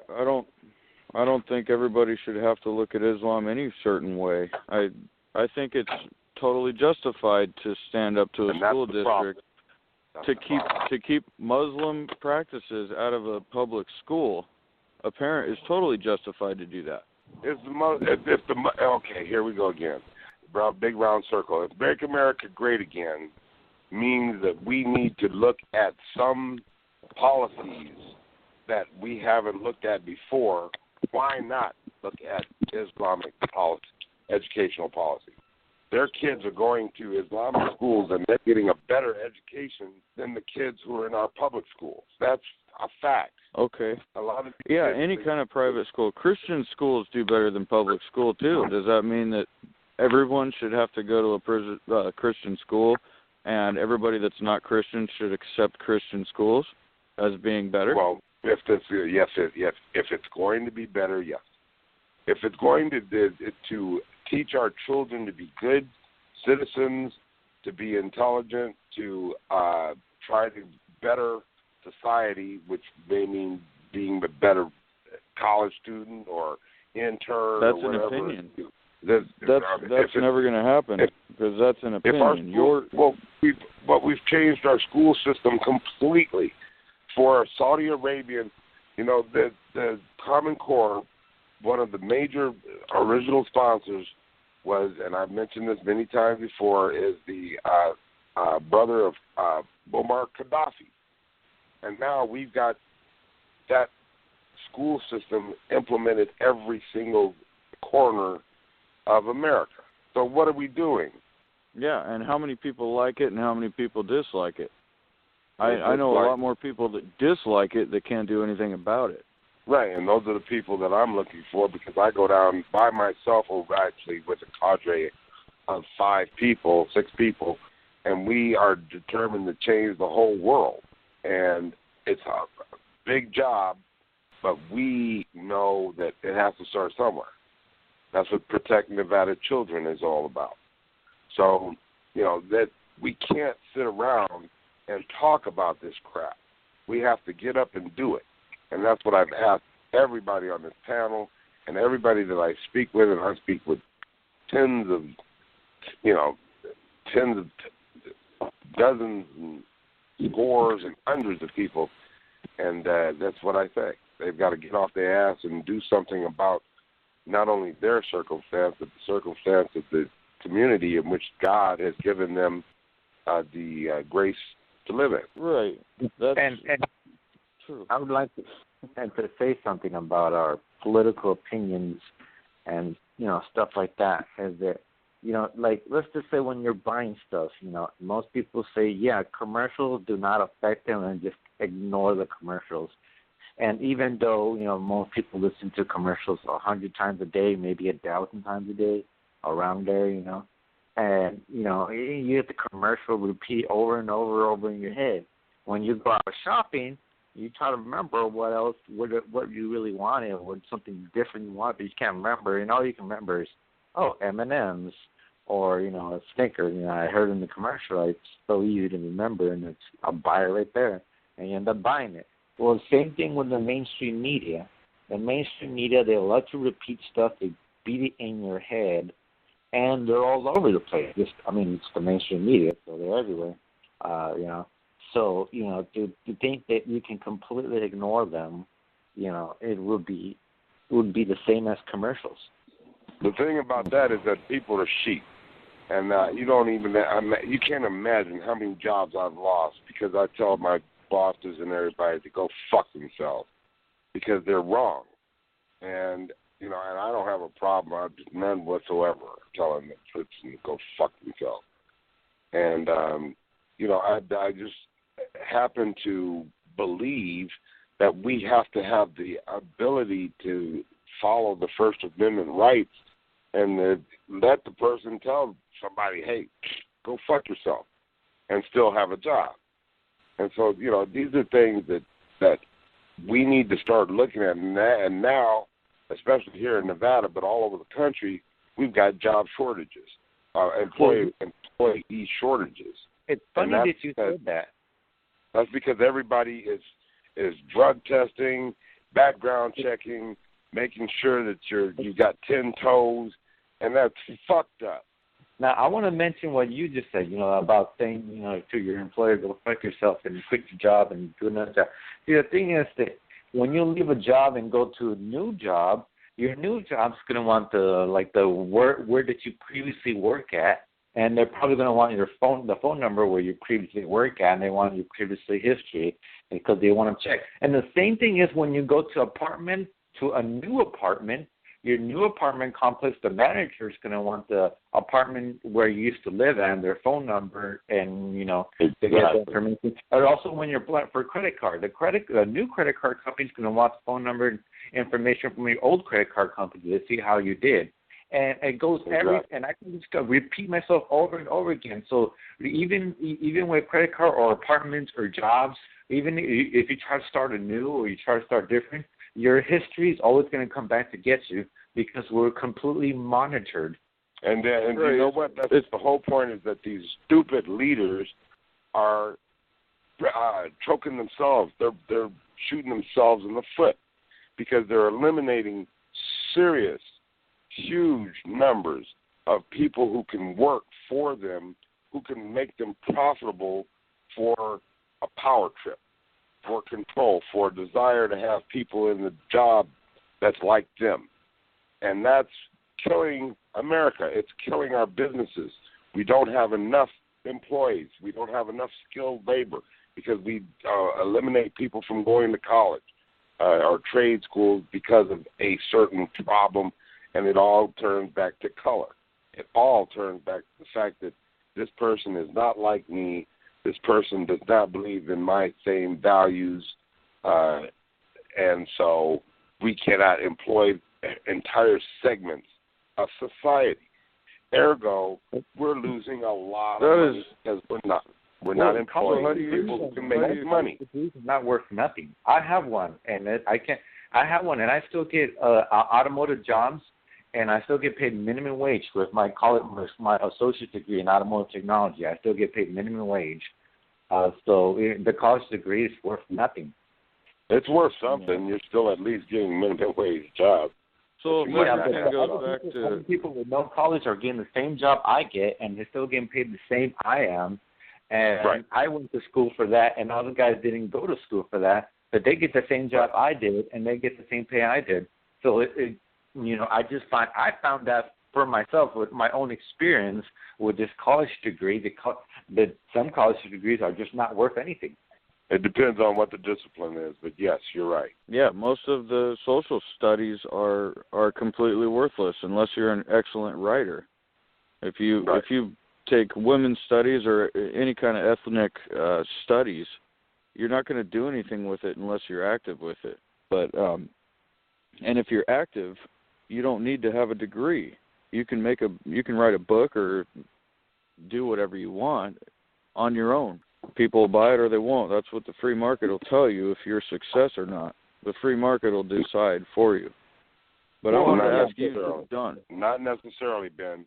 Well, in most cases, it's not what you know, it's who you know. Exactly. No, not always. No, there are some talented people who are either sitting at home or in jail, prison, and they will never get an opportunity because of who they do not know. Exactly. Let me go on what he just said. Because when it comes to writing, you're talking about writers and stuff like that. I mean, if you have good connections and you have a lot of money, you can produce your own books and you can get famous in your own way. Because if you have money to produce all that stuff, there's people in jail that have a lot of time on their hands. Trust me, they have a lot of time on their hands. When you're in jail, you have a lot of time on your hands. And I was in jail for a while, and I played chess with this one guy in jail. I thought I was really good at chess, playing chess. And in high school, I was like the best in chess. But when I went to prison, this guy was like 100 times better than me in chess, and I couldn't beat him. You know what I mean? Every time, he always take out my queen right away, and he always checkmate me every time. You know. Did you go to prison or jail? Well, I was only there. Well, they only counted me for one day, but I was actually there for the weekend because I guess they don't count the weekends. Well, you shouldn't say prison when you meant jail, because prison means I was there for like Friday, Saturday, and Sunday. Then I got out on Monday, and I could have got out on Friday if they had time to present me in court, but I didn't go to court till Monday, so that's when I got out on Monday afternoon. Yeah, that's jail. You were just in. So that's not prison. If you go to jail on Monday, you'll be out on Tuesday. But if you go to jail on Friday, you'll be out until Monday. But the fact of the matter is you should say jail, because prison means that you've been sentenced, and it's probably for more than 1 year. Right. Yeah. Well, I played jail against. I was in jail, but I guess I was with. Why did you go to jail for protesting something? Right? No, it was a misdemeanor. Well, they try to put it. The police try to put it as like a felony. Because I was at the park and I was playing paintball with my paintball guns. I was with a couple of friends and we were at the park and we were playing paintball, right? And of course, I guess you could say we were vandalizing the park. So we were just playing paintball against each other, shooting each other with paintball guns, right? So the police came over there and they arrested us, you know. And they obviously thought we vandalized, but they try to make that vandalizing, and they try to put us in prison for a felony. They try to make a felony, then it got lowered to a misdemeanor, and then it got lowered to what's called, I think it's called a prehab or something like that, when you just get like a speeding ticket or whatever, something like that. So it was worth nothing. So we just got out easy. Next time you play paintball, try and do it in a federal park. See how you end up. Oh, right. A national monument. Bye, you guys. The show's going to end in 15 minutes. The volume's not working on my phone, my cell phone, and also in 10 minutes we've been talking 2 hours. So I think for me, Jon, and Ben, who've been on the air 2 hours, it's fine, but we're going to have to start doing wrap-ups in 7 minutes. And Don, you were tardy for the party, and so was Albert. So I want everybody to do their conclusion by telling me what their worldview is and how to rectify at least 2 problems globally. My conclusion is the same as a while ago. Just like I said about commercials, we're surrounded by commercials, and does influence how we buy stuff, even though we don't like to admit it. But also the same thing with commercials is the mainstream media. I mean, they're everywhere. And we try to ignore them, but they're everywhere. So, I mean, it's kind of, yeah. Well, that's about capitalism and conspicuous consumption, and we can only give into it if we're rich enough. Yep. My conclusion is not everybody has control over where they were born, who they were born to, what their religion was. And from an individual perspective, we have to understand that people don't come with a natural chip on their shoulder. Sometimes society brings it out. Sometimes people are conformists their whole life, and they learn to manage within the system and live a pleasant life. So I don't see any world problems dissolving anytime soon, but I'll try to be more tolerant to the other side myself, being from the perspective that we're all different and nobody's right about everything, including Don. That's my conclusion. I am right about everything. I know, but it doesn't mean you're powerful. Okay, who wants to go next?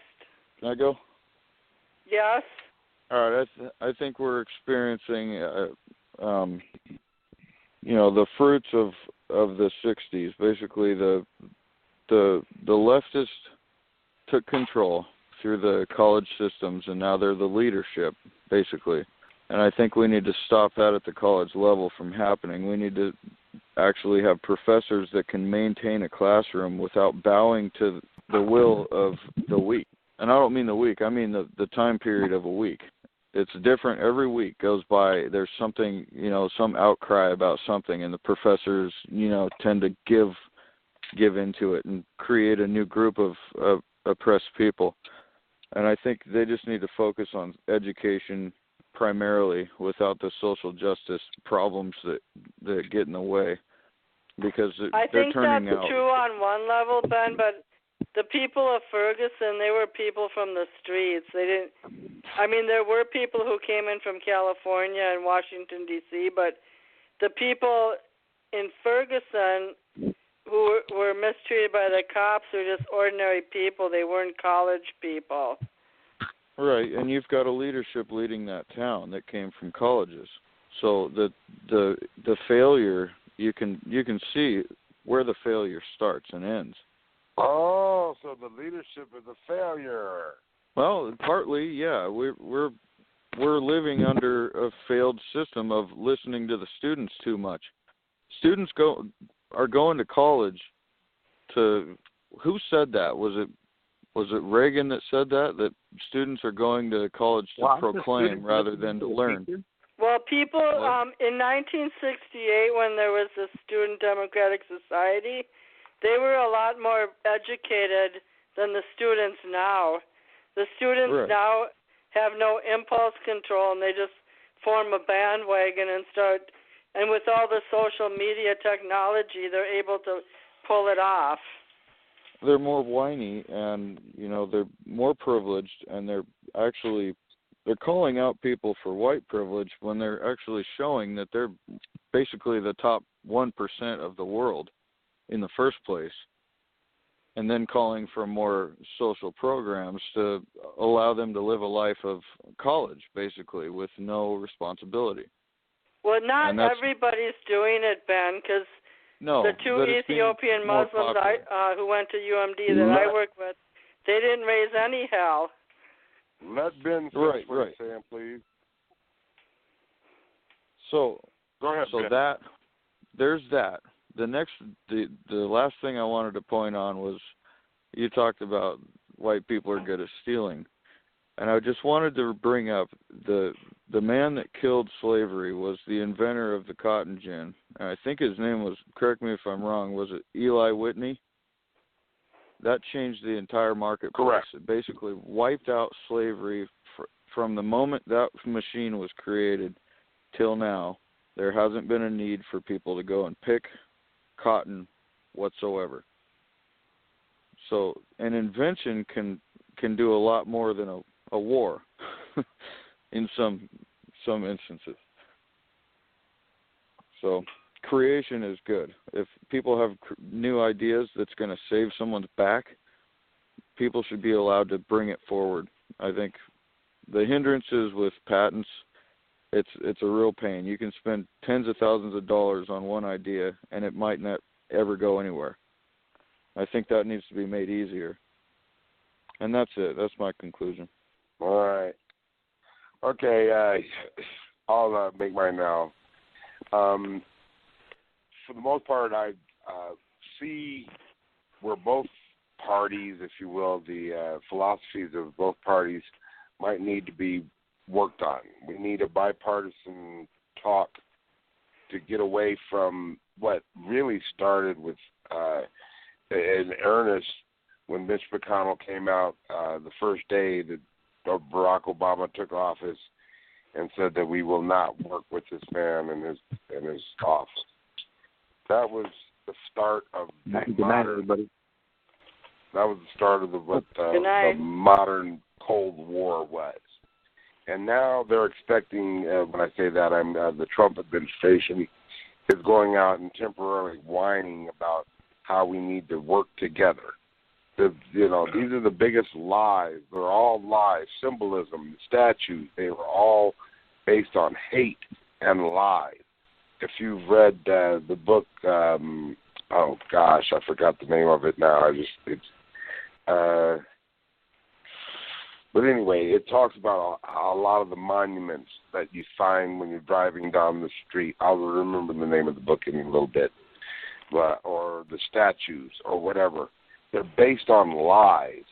The Mormons, a lot of their history in terms of how they softened their treatment of the Indians. They killed Indians probably more than any other group there was. They're just killers. And when we talk about the statues and things like that, the monuments, the history books, a Common Core with Gaddafi in there and his group of investors, Saudi Arabian investors and English UK investors. These people put together this Common Core educational program that's copyrighted, and can't be changed. And they've got no mention of Christianity in Common Core at all, and they've got one page of Islam. So what does that tell these beeping Americans who don't know a beeping thing about beep? What in the world they're thinking?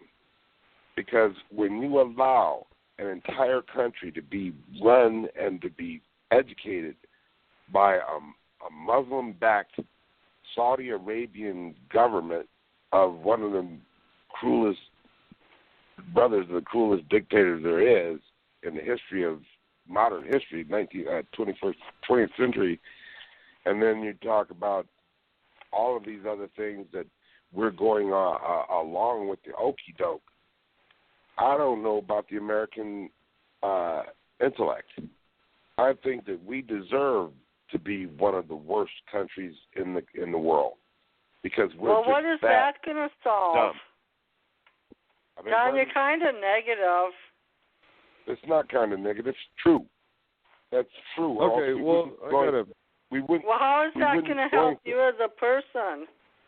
We have to agree that some of these things that are being manufactured, that are being created, are for the good of the country and not for the bad of the country. We all knew that Donald Trump, and this is what Huckabee said, we all knew what we were getting when they voted him in. We're getting a hateful neo-Nazi oligarch. That's false. He's you know what, John? I have a friend named Rafael Sanchez. He didn't go to K through 12. He started adult school at age 18, and he studied his ass off for 4 years and read all the great books of the world, and he got into Berkeley, and now he's studying the School of Management at USC for grad school. He had no education. His mother never sent him to school. They were Mexican immigrants, and now he has a degree from Berkeley and a graduate level USC entrance. Right, and that's you what just we're talking proved about. what I was talking about. We're talking about the African Americans were never allowed. I know, but not everybody's doomed. That's the whole point. But that's what I'm not saying. Very few people are going to go hungry in this country. I'm saying we have work to do. I'm not saying we're doomed. I'm saying we have, and I'm saying we have work to do, and I'm saying that there's not everybody in the country who wants peace, including our president. He wants war. That is the way that he envisions a great civilization, like the Romans. You know, America is on the decline. We have a lot of problems in this country. There's a lot of cleavage. There's economic hoarding. Everybody knows that. But to say that the history book should record us as one of the worst countries, BS, because I've never gone hungry a day in my life. Then why did we have a president who ran on a Make America Great Again? I asked that question. Again. I answered it. I don't know. People bought a lot of his one-liners hook, line, and sinker. They didn't even question it. Well, America's for two kinds of people, visitors and Americans. Right. That's it. That's it. Right, and that's what's going to fix our problems. But but the people and the corporations are begging for the non-Americans, the visitors, to stay as Americans because they use them as slaves in every. Unless they have a degree in computer technology, they're still then they slaves. actively recruit. We don't have enough slaves. computer technicians. They're being recruited from Poland, Uzbekistan, and other places. With the green card, that almost half of them are, 35% of them are letting go. They're illegal aliens. The Polish are illegal aliens. The Irish are illegal aliens. Anybody who's dealing with the computer industry, there are new slaves. Don't you understand that? They are coming over here. They are wearing out their welcome. Then they're subjected I have to my friend Keisha from Miami. She dates a Polish guy who works in the Silicon Valley, and he makes buku bucks, and he's nobody's slave. That sounded a little bit Nazi-ish, Don. He's nobody's slave. He makes a good living. That's what I'm trying to talk about. We're promoting Nazism here in America from our president. It's coming well, you know what the down. No. Do you know what the word Nazi means? You know what it's short for? No. National. That's national. It's spelled in German, Naz with a Z, but that means national. That means proud of your country. Yeah, I don't agree that. I think Trump is trying to preserve the status quo. I wouldn't call it Nazism.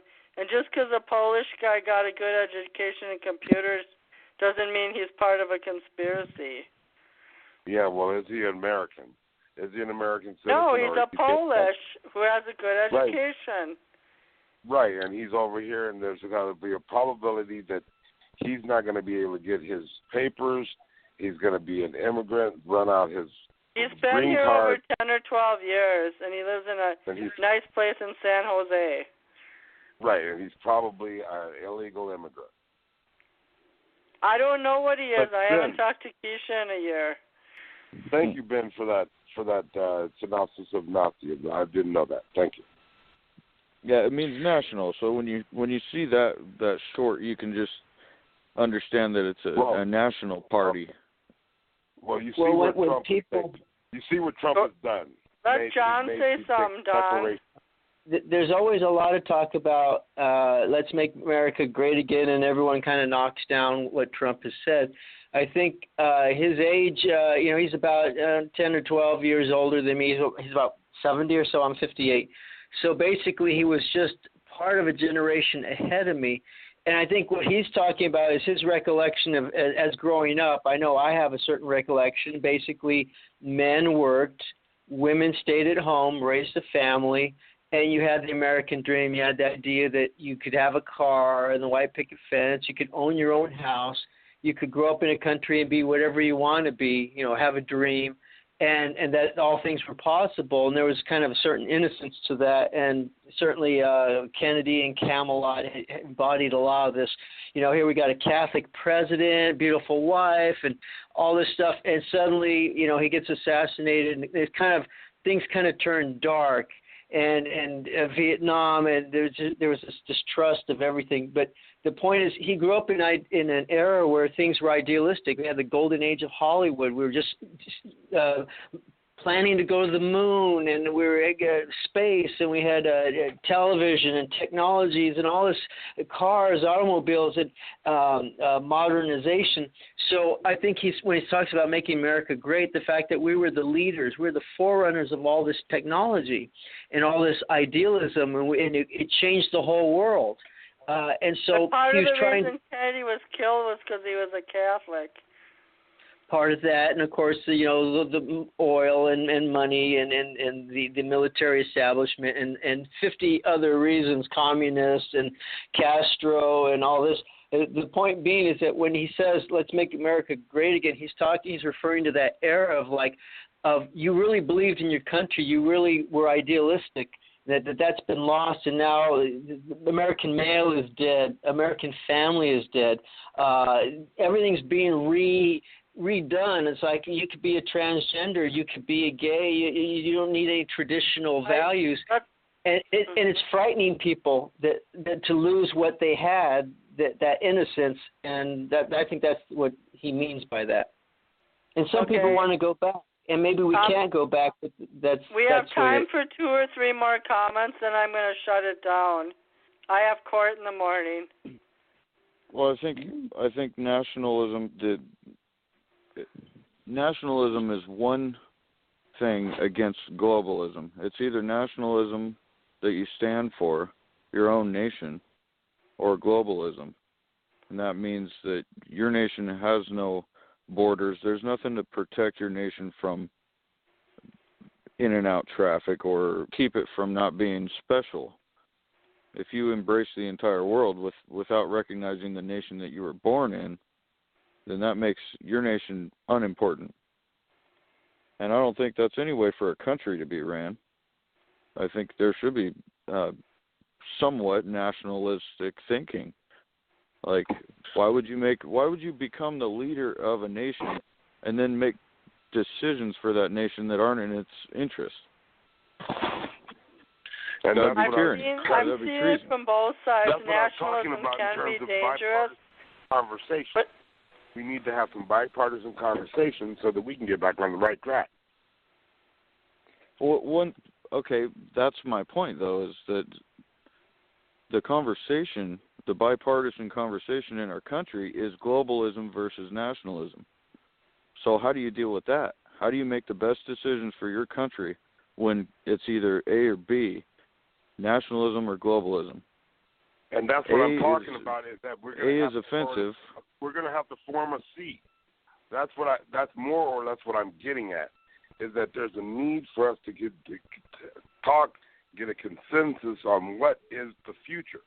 And if that means that we have to deal with Islamic properties, Christian tenants, if we have to deal with the Polish, it doesn't matter. We need to figure out where we're going in the future, because that's our main problem, is that we have no plan. There is no plan in America for what this democratic experiment is supposed to look like next. Right. There's 2 plans. There's always 2 plans, not no plan. It's 2 plans fighting each other. And what are those plans besides the rich, the 1% owning everything? Well, you look at fundamentalism versus leftism, postmodernism. That they have you can define the rule book, and you can see where it's failed all over the place. So that's basically what we're doing. We're trying to decide between fundamental nationalists getting back to basically the Constitution and the states' rights and individuals' rights, or this new sweeping wave of everybody's the same except for white people that are conservative. Those are the people you hate. And globalism comes with that side. Because you see that they're doing all these things that they hate from people, but they're only doing it at white conservative people. And that's the sad thing about it, because there should be no Urban Dictionary for Antifa was hate. Right. Overprivileged, there is hate, champagne though. white people fighting the system or something like that. Mm-hmm. So the Antifa people are predominantly white, and they're fighting against what they believe are white overprivileged people benefiting from the system. Right. They support Hamas. They support the Muslim Brotherhood. They hate So Israel. it's a white-on-white type of crime. Right. But they're accepting of. So when Antifa and Black Lives Matter team up together, it shows you there's an ideology going on here. There are 2 ideological right. It's cross-cultural points. and it intersects ideologies. Right, but when they add the LGBTQ and the Muslim community of the world, which isn't a community, there's a lot of different people there's a lot of conservative Muslims too. Actually, the religion, if it's followed to a T with the Sharia law, is more of a right-wing ideology. But they're in there too. So this Antifa is basically this magnet pulling anybody that'll come to it from all these different cross-sections that aren't white conservatives. So they get the most radical of almost every group. That is kind of interesting, right? Yeah, they're pulling in the most radical people from all of the left side of the groups. And that's basically... I'm just wondering what kind of people would join it, and what they do to support themselves. Well, I think it needs to be brought up in the news how much money is coming from Soros. I never hear his name in the mainstream media. I've heard that be attributed to him before. By the way, I think Albert hung up. So I'm gonna head out, you guys, and I have court in the morning, and my cell phone volume is broken, so I'm fearful about my alarm not working. So, does everybody want to say goodbye? Goodbye. Sure. Until next week. Oh, there's two fines, John, and this is not to insult you. $1 for insulting a guest is a fine, and you get $1 or $2 if you invite a guest and they actually call in. Sharia law. And John already got his reward. My PayPal, a 9-year customer, I was canceled, and now he can't send me money through PayPal anymore. Yes. I'm going to be sending Slick the outdoor section of the Duluth Tribune where a guy caught a 55-pound or a 35-pound perch. Nice. Or muskie. I can't remember now. Seems like muskies get bigger. I think it was a muskie. So next week at the beginning of the show, we can talk about what we've been doing on our summer vacations. Thank you, everybody, for joining us, and sleep tight.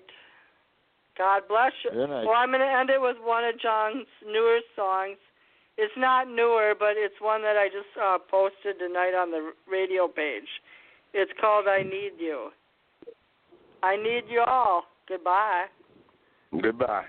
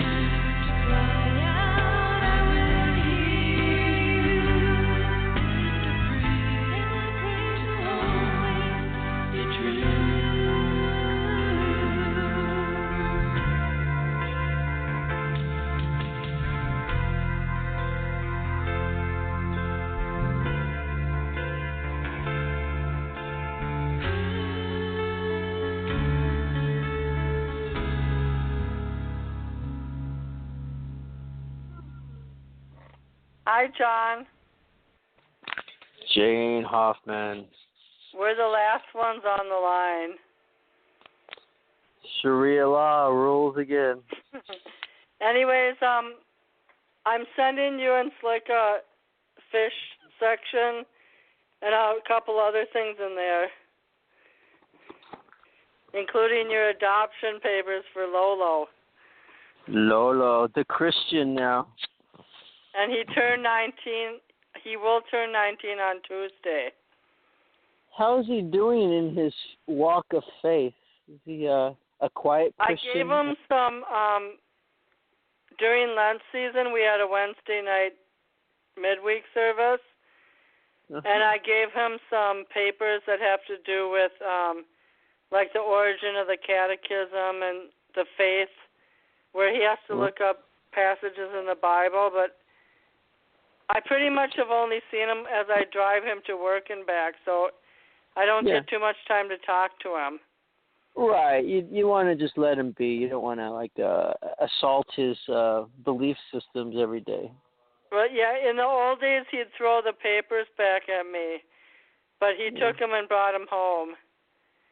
And I gave $30 to my friend Josh, who is flying to Israel for a mission trip.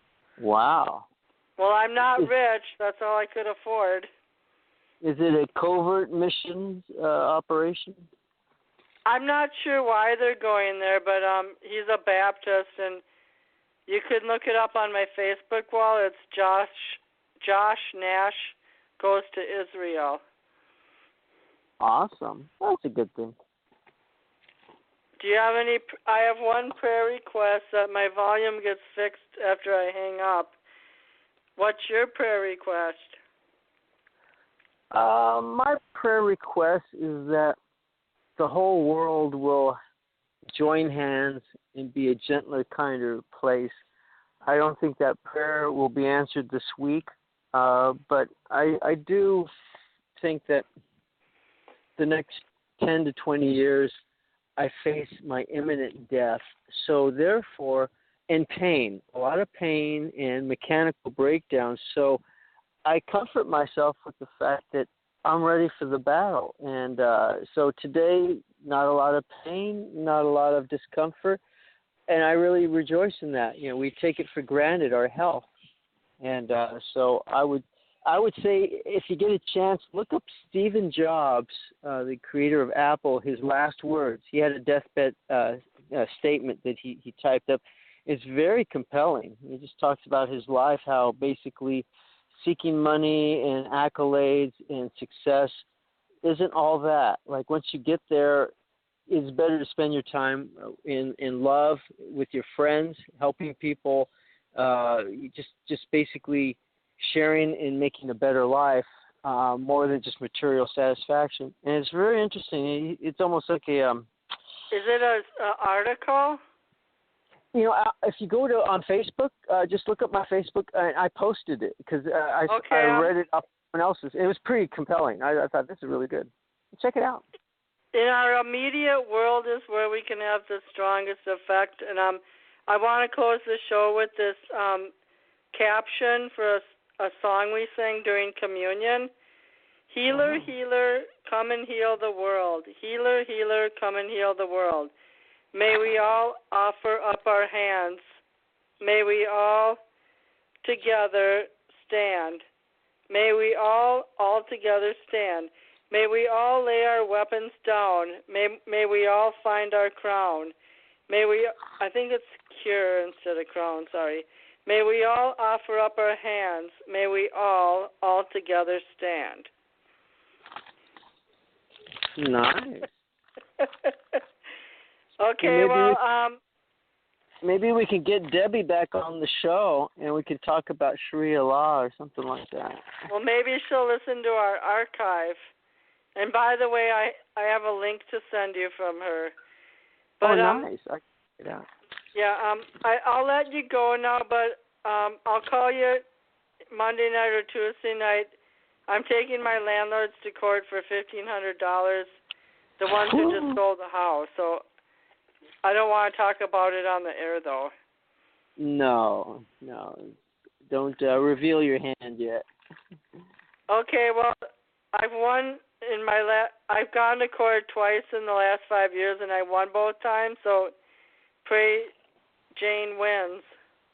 I'm 6-0 in court, so I know the feeling. Haven't lost yet. Yeah, it's a good feeling when the judge sides with you, and it's the same judge who ruled in the other two cases. Really? So I had taken a newspaper to court that I wrote for, and I got $900 in back wages. And I took a former employer to court for my last paycheck, and I won. Ooh, look at you. You're on fire. And we'll table the rest of our business later, but thank you for joining us tonight. Well, thank you for having us. And till we meet again. The last line is, you can be an Antifa and anti-fascist, but it's better to be an alfalfa. Nice. Good night. Good night, Jane Hoffman. Good night, America. That's your last line. Good night. Bye-bye.